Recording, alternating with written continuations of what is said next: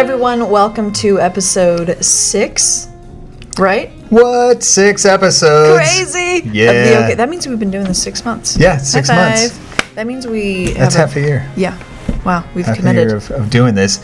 We've committed. You've committed, hopefully. Yes. If this is your first time, please commit. Yeah. We want you to commit. Quit screwing around. It's time. It's time. Get on board with the OK Guard Show. Because if you don't, you're going to miss out on things like today's episode, money management. Cha-ching. Yeah. You want to make money. I mean, who doesn't like money? I like money. I feel like we could say that's a fact that everyone does. Yeah. Perhaps it is an opinion. I don't know. Do you know who else likes money? The people I owe money to for my credit card. Yeah. My landlord. Yeah. Student loans. No, they really like money. They love it. I think sometimes more than me. Yeah. But we talked about a lot of those things. Yeah. And it's really good information, good knowledge to know how I can handle my financial situation. Yeah. And it left me more informed, but also wanting to ask more questions. Absolutely. We talked retirement. I mean, it's never too late to start planning for your retirement, and there's so much that goes into it. Today's episode, we skimmed the surface, and we're actually going to bring Shea Cockrell, who's our guest. He's a CPA. We're going to bring him back on the show for specific segments on this because it's just such a broad topic that we think could really help you all out and your families. So, yeah. 100%. So we'll stop talking about it, and we'll get right to it. We hope you enjoy the show. Thank you for coming on the show. I think this was probably one of our favorite topics because it's so important, and I think all of us in here obsess over our finances, and we wanted to get the word out on how to properly do that so that you can best set yourself up for now and the future. So that's why we have you on the show, so we really appreciate it. Of course, yes. Go ahead and introduce yourself. My name is Shea Cockrell. I am a CPA. Currently, I work here as the staff accountant for the comptroller here in the USPFO. Before I was in the Guard, I was a tax accountant in a public firm for a while. After that, I was a controller for a small company, and then I was doing audit work for them as well after that. So kind of have a breadth of experience. Yeah, for sure. Okay, so you're the right guy for the show. What is a CPA? So CPA is a certified public accountant. So the duty of a CPA is to serve the public in a trusted, professional, advisory sense. So and that's coming from the AICPA Code of Professional Conduct and the Oklahoma Board of Accountancy statutes, and you'll see CPAs working in a wide variety of areas of money, if you will, and that includes auditing, tax, other financial services, but the majority of people will see CPAs for tax reasons. Yeah. So okay, now are you do CPAs get certain training for their state they're in, or is it kind of an overall for the entire nation? Like, how does that work? Could you skip state to state, and will what you talk about today help people who may live out of state? Yes, so to answer your last question, yes, it will help you in no matter what state you're in. So each state has a board of accountancy, and the requirements to become a CPA differ slightly from state to state, but the majority of them are very uniform.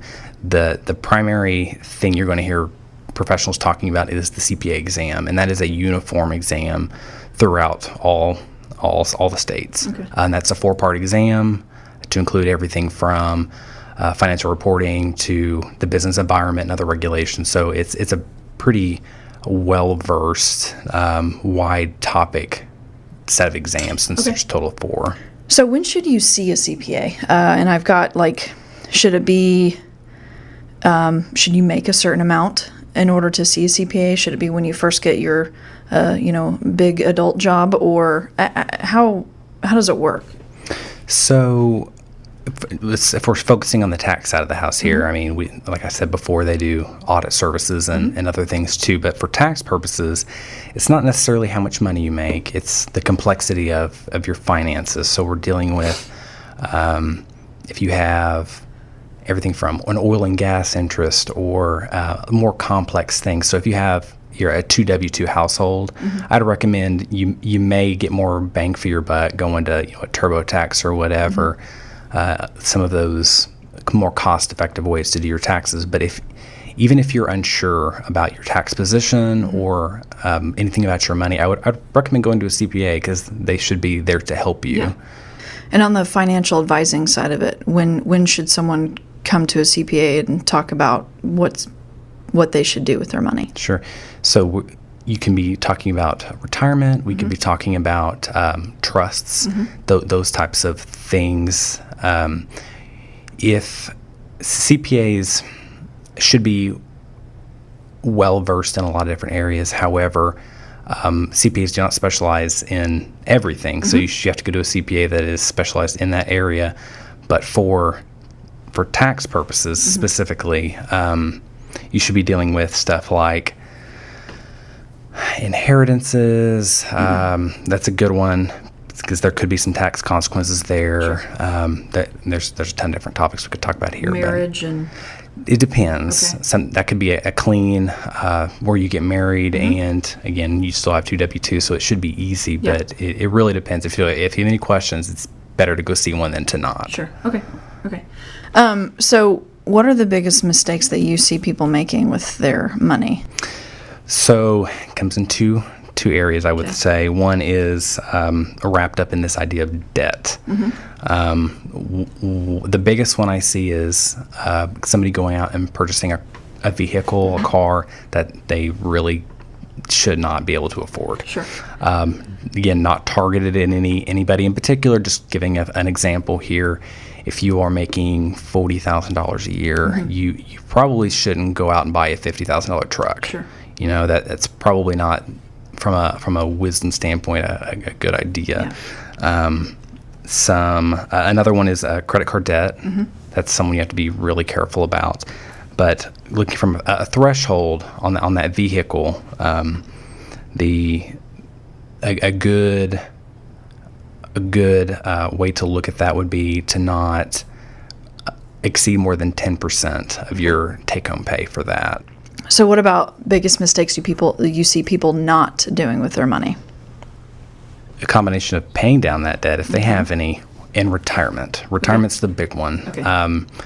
We think we are younger than we really are a lot of times. So for those individuals that are approaching retirement, they may not realize, I'm going to need a lot more than I really actually have. Right. So retirement is key throughout most of this discussion. And we'll get into the retirement piece, which is absolutely a huge thing. I know a lot of people who are toward the end of their retirement, and they realize that they planned on retiring at a certain age, and they look at it and they say, you know what, I probably should keep working for another 5 years to try to save up. Yeah, of course. Pretty common. Which is, I wouldn't want to go through that where you're like, hey, I'm about to be done. You look at your accounts and you're like, just kidding, I need to work a little bit more. It's a little depressing. Yeah. So we today are going to try to figure out how to educate everyone on, and by we I mean you, because I'm just here to guide things. So on how to set people up for success. So if there's one thing you would recommend someone do with their money, what would it be? If there was just one thing, what would that be? Ooh, so like I've stated before, these two things go hand in hand. But the thing that's going to kill you the most, besides not being able to retire on time, is your debt. Okay. Interest, compounding interest is a huge thing. So being able to go out and spend $10,000 on a credit card that's yielding about 24% APR, it's going to kill you. So pay down the debt. Can you give us a quick and easy to understand example of if you spend $100 and you have a 24% or easy math? You're probably good at math, I would assume, but calculator, no. But just kind of for our listeners, a very easy to understand explanation using numbers of compound interest with, say, a credit card. Yeah, so they get really complicated really fast. So to give you just a really simple interest method. It gets more complicated than this, of course, but if you've got $100 and 24% interest annually, and it's not, this example is using compound annually, not semi-annually or monthly or whatever. Which those do, right? right. Yes. Okay. Yes, based on the agreement, but just really simple math here. You've got $100, $24 in 1 year. So you add it on. Let's say you don't make a payment in that year. Some people either, just don't realize, I have to make a payment, or they default or whatever. So 24%, that's $124. So the next year is 124 times 1.24, and that accrues over years and years and years. So, and that's exactly that's the reverse of retirement, right? So the idea compound can help you on the retirement side. So you put money in your 20s, 30s, 40s. When you retire in your late 50s, 60s, 70s, you should be accruing a lot more interest to help you. Okay. How can I retire at the age of 35, which is 3 years from now? So most people would say win the lottery. However, I would tell you don't play the lottery. So say, how much money should I put into the lottery for my odds to, So, I mean, you hear people that have better odds getting struck by lightning than winning the lottery. So just want to keep that in mind. Sure. I will take that under advisement. So let's talk about debt. Budgeting and paying off debt, kind of a combo. So how should one budget, and what are the most important categories to consider when you are creating that budget? Right.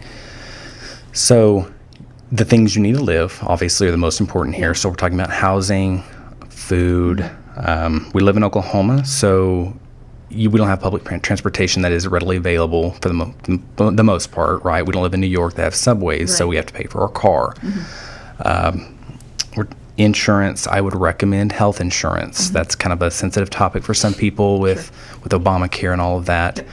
For us that are in the military or federal employees in general, it is a good deal to have health insurance. So budget that. Retirement is something you should automatically think, yes, I'm going to put money in retirement regardless.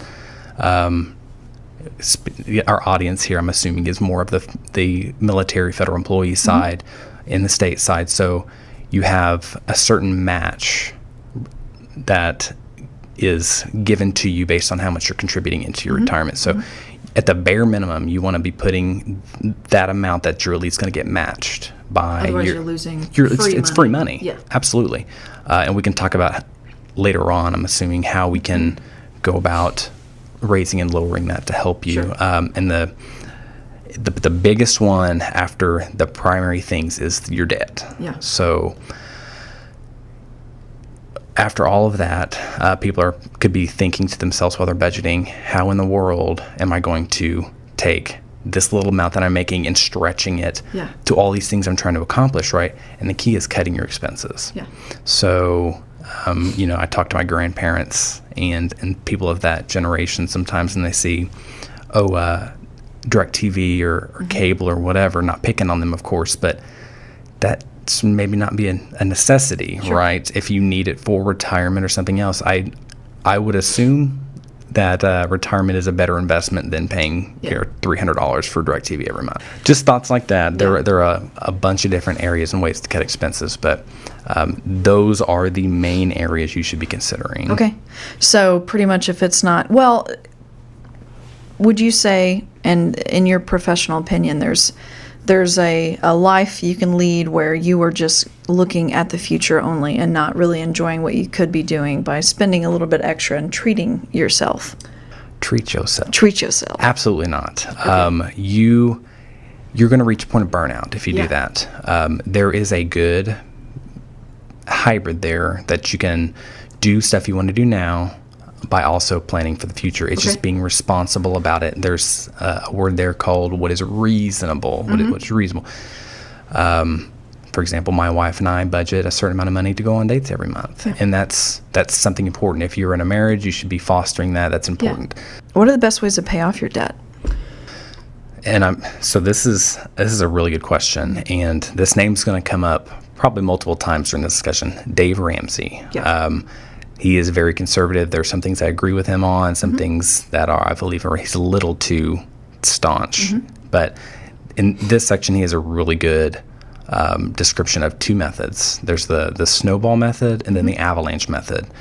You may already know about some of these. I'm familiar with the snowball method. And that was the idea of you paying your smaller debt down first, and then as you're paying off those debts, the minimum payment you can now wrap into the next smaller payment, the debt amount, and then it snowballs up to that bigger debt number. The avalanche method, if you have some self-control, this is going to save you more money than the snowball method. It's paying down the debt that has the higher interest rate. So if you are looking at, just make it super simple, a credit card with 24% APR, a student loan that has 4%, and some other debt that has 3%. It's paying off the credit card debt first, even though it may be a higher balance, because you're going to be saving more interest over the long term.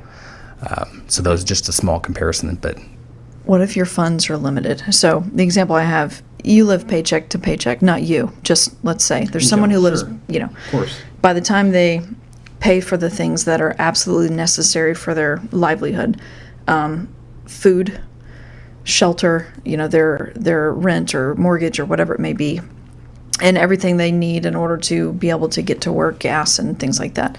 And they have very little or nothing left after the end of the month. What do you recommend? that's really hard. And I'm assuming we're past exhausting all necessary and reasonable ways to cut expenses here. Going through and cutting for livelihood type stuff, like Right. the treating yourself. Treating yourself Yeah, stuff, okay. even for a short time. If we're past that point and we've exhausted that, there are some more. There's be some greater changes that can be made, and these. Some people may see these as, I don't want to do that. It's going to change more of my lifestyle up. We're talking about getting a job that's closer to you to save on transportation costs. If you're, this is just a really hard topic because a lot of people see this on a day-to-day basis. Right. And sometimes it's really unfortunate. It's just trying to find a drastic way to make that better for you. And there's no one solution fits all for this, but There are times I feel that, and a lot of people go through this, that is just the way they live. It's paycheck to paycheck to get by. Right. So if they have debt, should they focus on, because you want an emergency fund as well.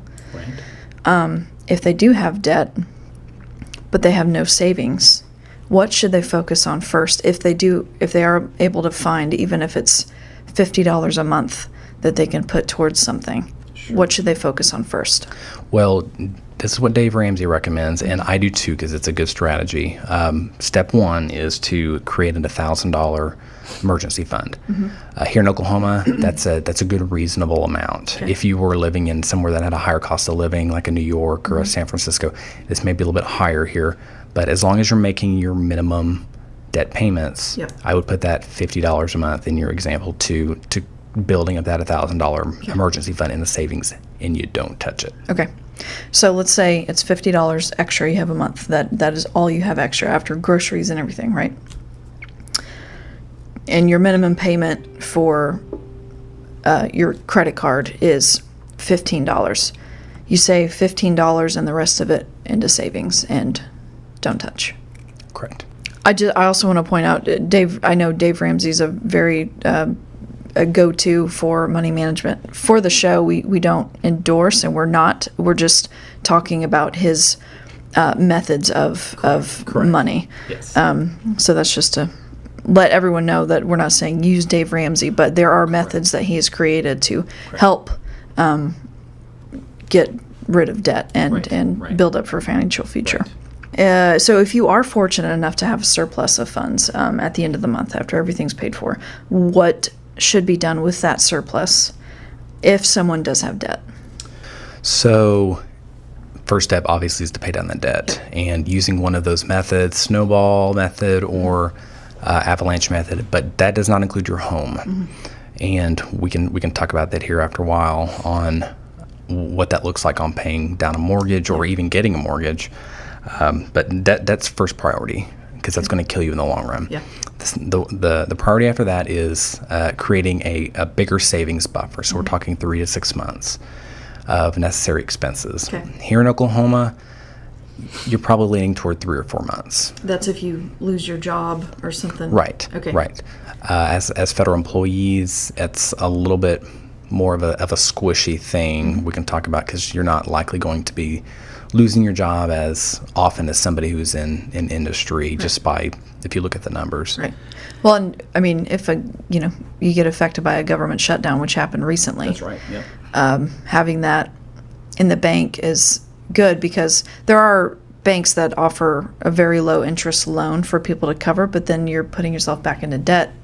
On the debt thing, and I didn't add this into the questions, but what's your professional opinion on if you have multiple loans everywhere, consolidating that to make one payment? It depends on what type of debt we're talking about. Okay. So we have to be careful, because a lot of times when you're consolidating, you have to deal with fees for consolidation. And that's the way these banks and them try to pay for them taking a lower rate on a consolidation, is by imposing fees that makes up for that difference in your rate. Yeah. So we're talking about, a couple $1,000s to consolidate, tens of thousands of dollars. Right. And you have to weigh, and it's something a CPA or a financial advisor can help you with, trying to weigh the benefits of doing that. There's some convenience by going to one source to pay a debt payment, but if in the long run you're actually paying more because of the consolidation, that's really not helping you. You're just going to have to get in a rhythm, a battle rhythm, if you will, to pay down this debt, because you have to aggressively pay it down. If you're not on top of it, it'll be on top of you. Is there any way that people who are just hammered with debt because of, it could have been an emergency, they had to, for something to eat, maybe to even save a life, a kid had to go to the hospital, they didn't have insurance, and now they're, are there ways to negotiate with those companies to lower that debt? I mean, is that a possibility for someone? Yes, absolutely, especially with hospitals. Okay. I've had clients that have had heart attacks, and we're talking hundreds of thousands of dollars because they didn't have good insurance. It was catastrophic, and they had a threshold that they met, and they didn't pay any more. So they just called the hospital, and there are programs out there to help you. The hospitals will know more about these. So be mindful about that kind of stuff before you just start making payments, because always negotiate if you can. I'll use a personal example. So my dad had to get a stent recently, and he actually talked to the hospital about, and he got it lowered, the bill he had, by probably $700. It wasn't a whole lot compared to the full bill, but it still helped a lot.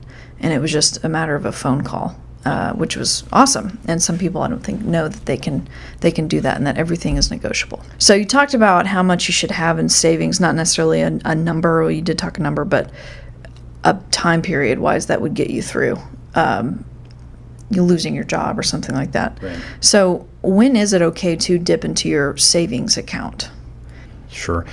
So just to make a small distinction here, we're not talking about retirement accounts. We're talking about a liquid savings account. We're good things to dip in for would be medical. I would not say liquidate the whole savings for just one payment, of course, because you can, like we already talked about, negotiate that down. But medical, if we're talking about repairing your car at a reasonable place to get you back to work, things to get you back on track, not going out and buying something frivolous that's not going to help you make money. What if it's a you've saved up for a couple of years to make a down payment on a house? It's a down payment to go into a debt on a house, but you're renting, and I know there's opinions on renting is just throwing money away, and if you own, it's yours, and it's helpful more so. But there are different opinions on that, and I'm not commenting on either one of those. But if you do want to dip into your savings, say you have 20% on a $100,000 home, you have $20,000 in your That's right. house. Well, you want a lower interest rate and you also want a lower payment, you take a chunk of that and put it toward your down payment. Is that a good idea or no? Yes, absolutely. The couple of reasons you'd want to do that. 20% is a magical number the banks like to use, because anything over that you're paying what's called no PMI. And that is essentially a risk-adjusted number that says if you're under 20%, you are more likely to default based on some magical calculations that are behind the scenes.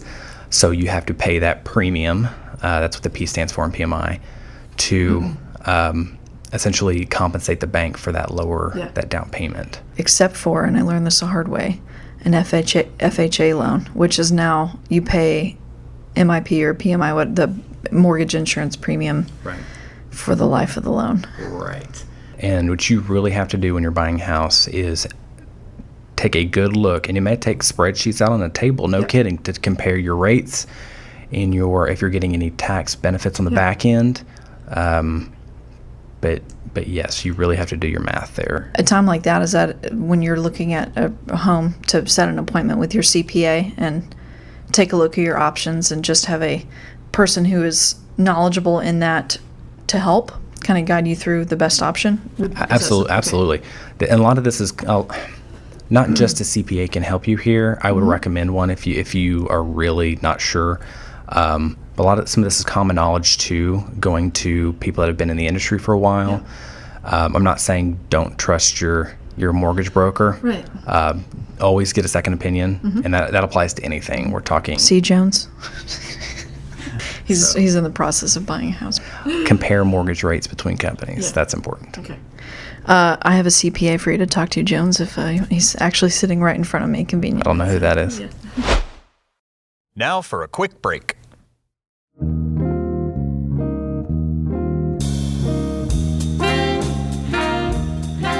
Hey, do you hear that? No, that wasn't... Okay, that might have been your dog, but that's not what I'm talking about. I'm talking about this glorious music coming through your speakers right into your ear holes. It's a new theme song for the OK Guard show called 0500, written, recorded, mixed, and produced by Sergeant Colin Farrell, who's a member of the 145th Army Band. Those instruments you hear, those are also members of the 145th Army Band. We have Sergeant First Class Andrew Brooks slapping the skins on the drum set, Sergeant First Class Gene Morrison on that trombone, Sergeant Hector Lopez rocking on the guitar, Sergeant Justin Stanton, electric bass, Sergeant Leon Williams, baritone saxophone, and of course, Sergeant Colin Farrell, alto sax. Evan Drum, who's a recording engineer, also helped run the recording session. We at the OK Guard Show would like to extend our sincerest thank you to Sergeant Colin Farrell and the members of the 145th Army Band who helped put together the new theme song for our show. We are extremely thankful for the amazing talent and creativity that we have in the Oklahoma National Guard. We hope you enjoy just as much as we are. Now, back to the show. What are your options when thinking about savings versus emergency, keeping it separate from your retirement fund? And if you could, for our listeners, what is the difference between your savings account, an emergency fund, and a retirement account? Okay, so first of all, gold is not a good alternative. Don't bury gold in your backyard. Do not bury gold. What about cash and tin cans in your backyard? That's not a good idea either. What if you bury it deep enough where it won't be, dug up by a dog? Then go ahead then, right? Yeah. Okay. Cool. Because I hear if you plant a seed, just like money, it grows. The money tree. So the money tree. Right. Yeah. Let's go with the retirement account first. Okay. The retirement account is something that should not be touched. And I know we haven't talked about TSP or 401ks yet here, but you have the option as a federal employee with TSP to even draw loans against your retirement. Do not do that. Okay. That is not a good idea. When would you say it's okay to do that? There's got to be a situation where it's like... Okay, so there are. It's very, very slim, and there are other avenues to go down before you do it. If you have to, it would be for an absolute emergency, because what the consequences of that is you're paying back yourself in your own interest in the TSP. And you may even get a better rate going to get a loan. Yeah. Be careful what you pull on the debt, right? But you have to compare that kind of stuff. Okay. So that's a retirement account. And when you pull money out of your retirement account, that's not a loan. If you're not 59 and a half, you will possibly take a penalty. And you have to record that on your tax return. And not only pay the penalty, but pay the taxes on the interest. Yep. So it's a double hit there. So exhaust all efforts before you go that route. Right. Okay. So let's swing to the other side. You've got a savings account. And so a savings account, I believe, in my personal opinion, the definition of that is something that is highly liquid, something that is either in cash or very close to cash that can be taken out and turned into cash in probably a week or two. Okay. There's a middle ground here, and I'm very, very reluctant to talk about it because it's highly abused. It's the option of having a Roth IRA. Okay. So just a little background on IRAs. It's an individual retirement account that's through a company. There's numerous ones out there that provide this service. What's the difference between a Roth and a traditional? That's what they're called. I always forget this.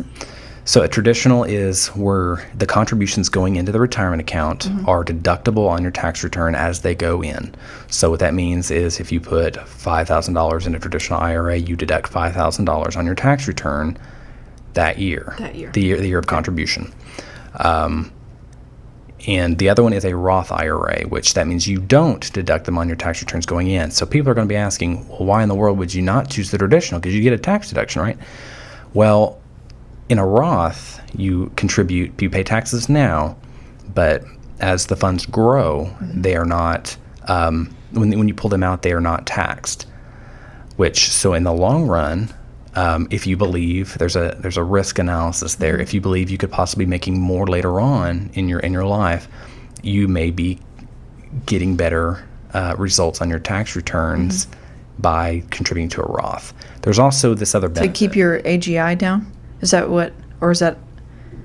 In your later years. So when you pull them out in a Roth, the taxable portion will be very low, if not non-existent. Because you've already paid them. Correct. Okay. You pay the taxes going in on them. So on a traditional, you deduct them now, but you pay the taxes on the interest later. Okay.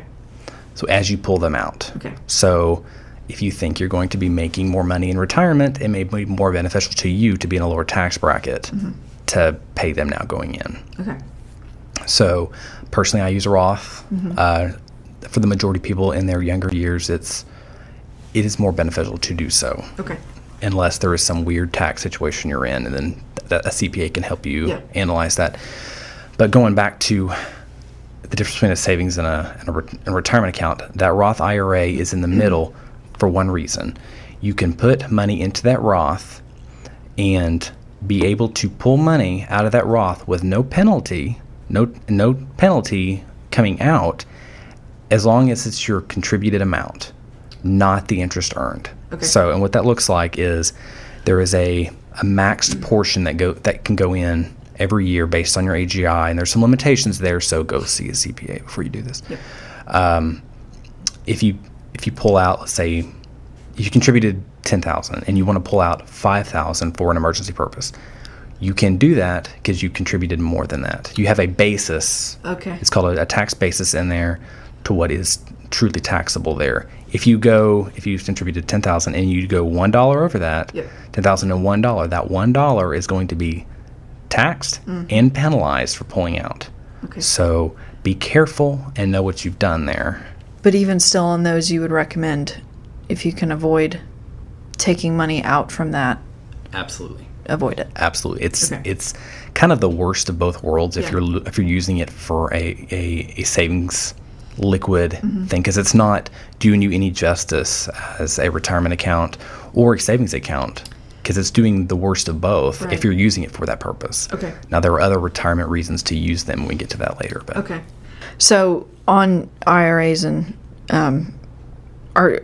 as guardsmen, we have, and federal employees, you have the Thrift Savings Plan, TSP. Yep. Is that similar to a 401k? Yes. And talking about IRAs, how do those relate? And how does the TSP work? Okay, so this answers for individuals that are in the new blended program. Okay. And we can get to that later, but and for civilians as well in that area. So what happens is in a TSP, if you contribute 5%, the government will match you 4% and then add an additional 1% agency no matter what. So all in all, if you contribute 5%, they will give you 5%. And that is a good place to be, because that's a benefit of yours for working for the government. And that is very similar to a 401k that in industry. From an IRA standpoint, an IRA is something that is done outside of your job. It's an individual retirement account. You go through any one of numerous companies that have them, and there are some arguments out there that they can make more return than TSP. There's not a lot of, if you hear that, question it, because there's not a lot of evidence, in my opinion, that backs that up. Okay. But people would argue that a really good strategy is to, if you're sitting on a load of money that's over and above what's covering your expenses every month. So you would take your agency match and at least get your 5%, right? So 5% in, get matched 5%. And then go and contribute the annual maximum to an IRA. And we're getting into higher, more advanced retirement strategies here. But in an IRA, you would want to probably do a Roth, because you're making a good amount now, to do the annual maximum. And if you have money outside of that, after doing your annual maximum based on that, you go back to your TSP and contribute more. Okay. This is after paying down debt and those other things we've already talked about. Yes. So. Okay. But on the matching thing, Sure. if you're limited on funds, Yep. and we'll go back to the earlier conversation about what should you put into your debt, into savings. But if you have no extra, should you still match? If that 5% match will make a difference in what you're able to pay down on debt, should you focus on paying that down and doing the 5% matching later out of your check, or like once you get that debt paid down? Or should you, no matter what, match as much as you can and try to find a little bit to put toward your debt? Sure. Does that make sense? Yeah, sure. Okay. It's a good question. There's definitely a balance there that has to happen. If it were me, and there are other people that would argue differently, I would matches to the point where you can get your full match. Yep. Because that's money just left on the table. That's your compensation that you're not going to be getting, right? As long as you're making your minimum payments on your debt. If you are going into default, we've got a problem. Okay.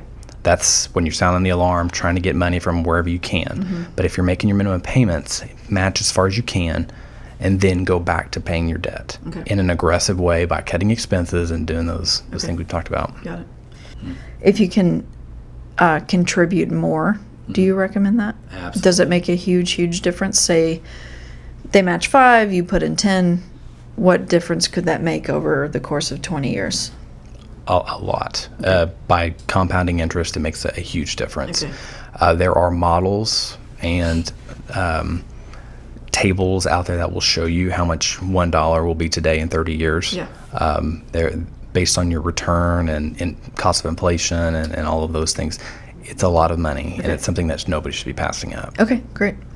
Because that's pretty much the extra 5%. If you were to put in 10, is money you're just for yourself, but adding to that, even though it's not matched, you're still getting compound interest.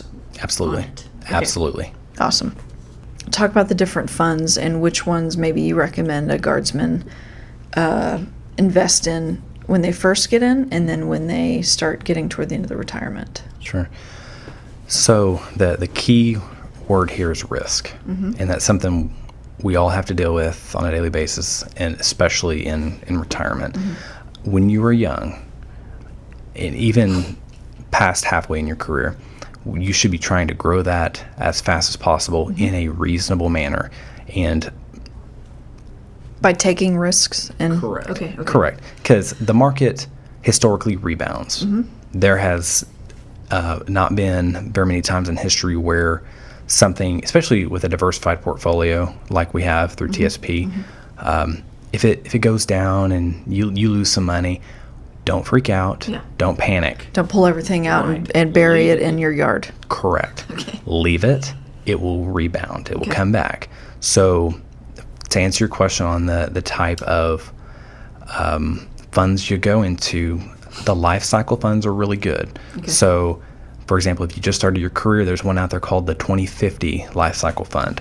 That's going to be a higher yield mix of corporate and higher yield bonds that are going to be good for you. Another good option that pays more right now historically, that is a little more risk, is the C fund. I also recommend that. You're not going to have as big a balance with some other safer type. But the reward's not as high, but the risk is lower. Right, but you're young, right? Yeah. So we're talking about people that are young. That will rebound likely. In a diversified portfolio, you should be fine with something coming back. Now, for individuals getting older in their career, you'll hear the common knowledge of put everything in the G fund, right? You're getting retirement. Yes and no. So that's a two-prong reason, in my opinion. And this is fact. We are living longer. So combination of that with the fact that we are, as federal employees, given the option of retiring actually pretty early compared to the rest of the economy. So if you wanted to pull your pension, you have the option. Let's take the standard approach. If you have 30 years in and you reach your minimum retirement age, so you're in somewhere between 56 to 57. If you decide to go right then, you will likely be in retirement prior to those people that are retiring in the industry, which is a common age of anywhere from 65 to 67 usually. So you have to make your money last longer. So if you're putting in the G fund, you're not getting as much yield. You want to get more yield over the course of your life. So leaving some of that into a riskier fund and even into retirement is a good option. When you're talking about return on investment, you have to consider inflation too, because your return, it has to be net of inflation. And sometimes when you're dealing with a G fund, your inflation may be higher than your return. So therefore, in the long run, you could potentially be losing money. I haven't looked at the numbers, but there's a risk there. So what time frame? You're toward the end of your career. Is it 5 years out? You should think about going less risk. Is it 10 years out, or like what? Or is it 1 year out? Like what would you? Because the nightmare situation would be, you waited too long and the market crashes and you lose half of your retirement that you had built up. And then you see, I actually can't retire yet. I need to stay in longer and hope the market comes back and I can make that money back. Which would be just incredibly depressing. So at what number should someone see and say, okay, that's my comfortable number, I'm going to go ahead and transfer it? Or should it be a more time frame based, like, hey, I'm 5 years out from retiring and do not plan on working, even if I retire at 60. Don't plan on working. I want to go to the Florida Keys and sit my butt on the beach and read books for the rest of my life and just coast. That was a pun, and it was really good. Anyway, so I need laughter. I'm gonna put audience track laughter tracks in this one. Thanks, Brian. Thanks, Jonesy. Anyway, so what would you base it on? A money number, a magic number that they come up with their CPA, or time frame on when to transfer their funds to safe? So it would probably be time frame, but I think it's shorter than you think. You mentioned 5 years. 5 years is an eternity in the market. In my opinion, there's other analysts that may argue differently, but it depends on what outstanding obligations and other risk you're trying to hedge against in your retirement. So this also goes into the argument. This is the full life of your retirement. So we're talking about life insurance too, long-term care, if that's something you are looking into, those types of things. So time frame is really short. I would say within 6 months. Okay. If you are happy with the number. But even then, we're going to be in retirement for a lot longer than we think we are now. So I would not say to hedge your risk as much as you think. Okay. So you should pre-budget knowing what your payments are going to be for your insurance and things like that. Absolutely. After retirement, and look at what that number is afterward. Correct. What you have. Yep. Okay.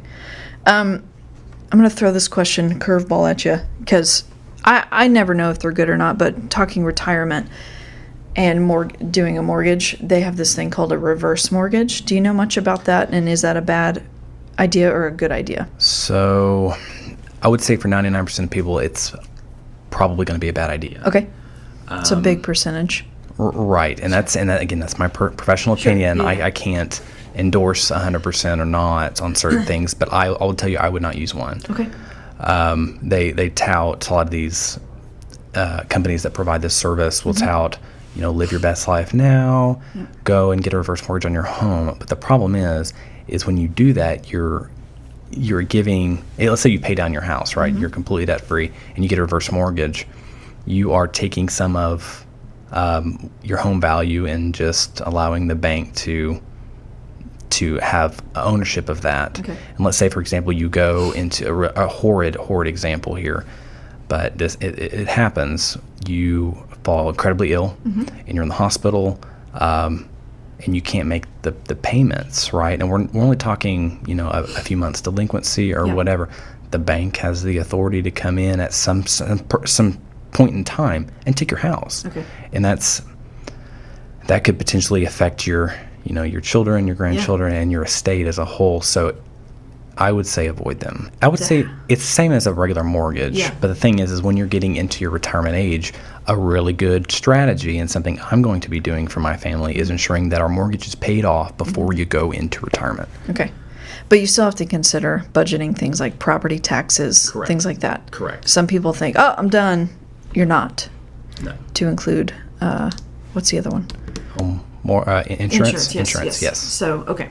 In our show notes, we'll add more information on TSP so that our listeners can go and do research on their own for what funds would best suit them and what each one means for higher risk and lower risk. So absolutely, the TSP website is a very good resource. Okay. There's a lot of information out there that shows the breakouts, the yields over the past 10, 20 years. They're very transparent. So let's go back to taxes. So for guardsmen, what taxes, state and federal taxes, do military members have to pay? So in general, let's just talk about in general first, because the way the tax law works is there are sweeping regulations, and then you get exceptions to these rules, right? Yep. So the general rule is military members pay the exact same tax as everybody else. Because if you don't immediately assume that or understand that, you get yourself in trouble. Yep.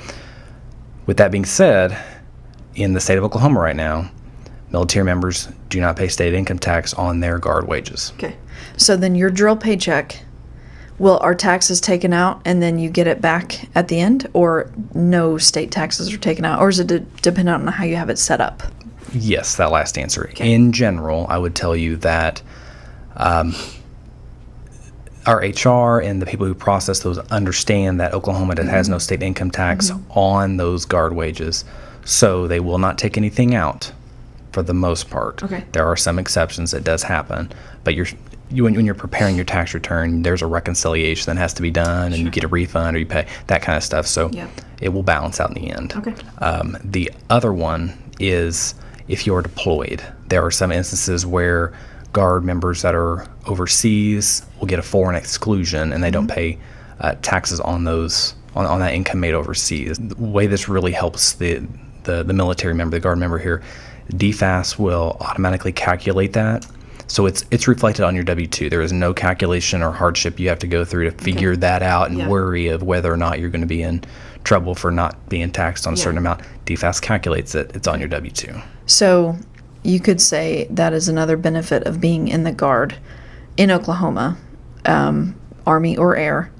You are state tax exempt? Would you use the word exempt, or it's just a benefit that you don't have to pay state taxes if you are a guardsman or military member in the state of Oklahoma? It's not exemption, it's excluded from income. Okay. So an exemption, so back in the day, we were talking about personal exemptions back before the tax law change. This is an exclusion from income. Okay. But it's a benefit. Like, that's another benefit for being, hey, I'm a guard member, so I do not pay state taxes only on your drill paycheck. Correct. If you're a guard member and you work for a company, you're still paying state taxes on that. Right. Okay. Correct. Bummer. We talked in the beginning about seeing a CPA for when you do your taxes. What are the advantages of having a CPA do your taxes versus you doing them yourself, and are there any disadvantages? Yeah, so the advantages are, there's a lot of them. So you are ensuring correctness, so you're not worried about that, you did something wrong. You have inherent audit protection to some extent, because if you do it more correctly, you're not going to be looked at by the IRS in the sense that, oh, there's something glaringly wrong here. That doesn't mean you won't get audited, because the IRS does do random audits at certain times of the year. So random audits.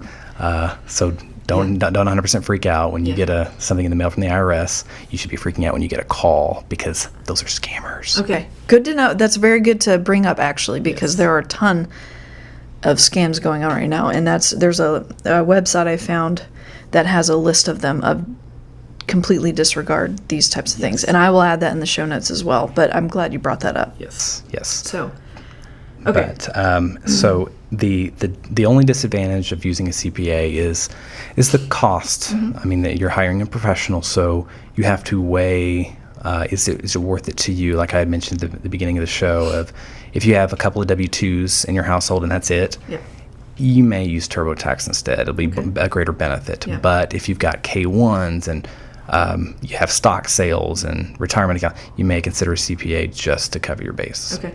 And then as military, you guys will have to help me remember. There's one for military where they do your taxes for free. It's military.com, MilConnect, something. Sure. Military One Source, maybe. Military One Source, that's it.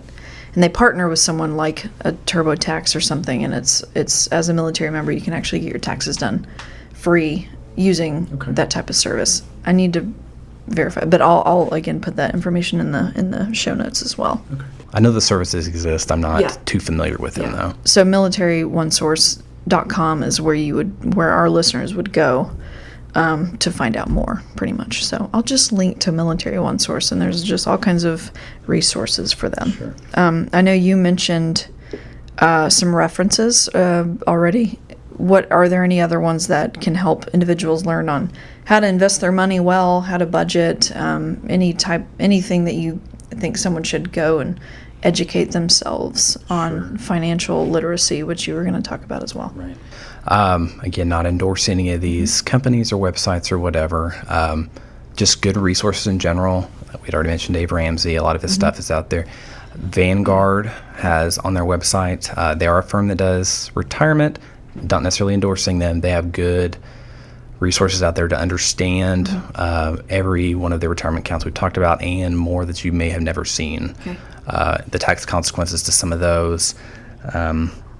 Your local CPA is going to be a good resource, and a certified financial planner is the other one. I had mentioned before, CPAs can't specialize in everything, and a lot of your CPAs are not going to specialize in retirement. CFPs, certified financial planners, they do. That's what they're trained to do, so they will also help you. Okay. You mentioned before we started the interview you wanted to touch on financial literacy. Yes. Go ahead. So financial literacy is, I can't stress it enough. I think our state is doing a great job in the last couple of years of implementing the requirement for high school students in some districts. Where I come from, more requires it. I can't speak to some of the other districts, but it is required to do a financial personal class in that arena before you can graduate. Nice. That's a good step in the right direction. Not just like you're in home ec and today we're learning on how to balance a checkbook. It's an actual course. Yes, a personal finance course that you learn stuff about everything from interest to how to do a little bit of a budget, these kinds of things. And that's a good step in the right direction. But it should not stop there. There are topics that you may not see in personal finance until you are old and gray, or close to retirement, or even in the middle of your career or life, or whatever, where you at in your life. So financial literacy is something that has to continue throughout your life. And one good example of this I had mentioned earlier is long-term care. Some people, they've heard about it, they have no idea how that works for them. You may or may not be considering that closer to 40 or 50 years old at that point. So you have to weigh those things even then. So do yourself a favor. If you don't know something, don't be embarrassed. Go ask the good questions, because you always hear the only bad question is the one not answered, or the one not asked. So if you don't know your own benefits, go to HR, ask about those. Go to your supervisor and ask. Go to CPA, ask the questions. Is there anything else that you would like to add that you think is crucial for our listeners to hear? I mean, we've covered a lot here. There is stuff I could go into. Sure. And any CPA can go into. And this is all really surface stuff for our listeners. So it's really just to kind of plant the seed in their minds so that they can take that and do more in-depth research. Because we, like you said, we've covered a lot. And I think on a lot of these subjects, we could have an hour episode by themselves, which we could do later on, more like centered on retirement and steps 2 and things like that. Right. So hopefully our listeners got, I know I got a lot out of it, and hopefully this will spark an interest and a knowing that how important that this is, and how important they should, how important it is for them to do research and become financial literate. Oh yeah, right. Absolutely. So thank you again so much for coming on the show. Yeah. Hey everybody, thanks for tuning in. One thing we did want to mention, and we'll put some information in the show notes, is that there are 3 certified financial planners. Yep. Is that financial correct? Counselors. Yep. Okay. Same thing, I think. Yeah. 3 financial counselors, people that can help talk money to you if you can't talk money. They can translate that into a way that can help you and your family budget your finances, get you out of debt, set you on a plan for retirement, and just get you financially comfortable in where you want to be. This is a benefit of guardsmen and their families. It's completely free. I mean, these counselors are here for you and your immediate family, so use them. I think we've got 2 in the city area and then 1 in Tulsa. So yeah, we'll put their contact information in the show notes. So 100%. Be sure to like us on Facebook, Twitter, subscribe on YouTube, and leave comments. Let us know what you think, if there are any show ideas that you might have. A lot of this content is driven by you and your audience participation. So please let us know. Yeah. We are adding a feature to our podcast, kind of an audio story. Brian here is doing the first one. So be on the lookout for those. It's just kind of a journey. Us as public affairs officers, we get to see a lot. And so we want to show those journeys in audio form for our listening audience. So yeah, it'll be a lot of fun. It's fun for us to put those together, and hopefully fun for you to listen as well. And like Leanna was saying, get that experience of being a service member in the Oklahoma National Guard. Yeah. All right. We'll see you next month for next month's subject is Suicide Awareness and Prevention for Suicide Awareness and Prevention Month. And so we'll have some very special guests on that show. So definitely tune in for next month. For sure. All right. Good. All right. Till next month. We'll see you then. Bye. Bye.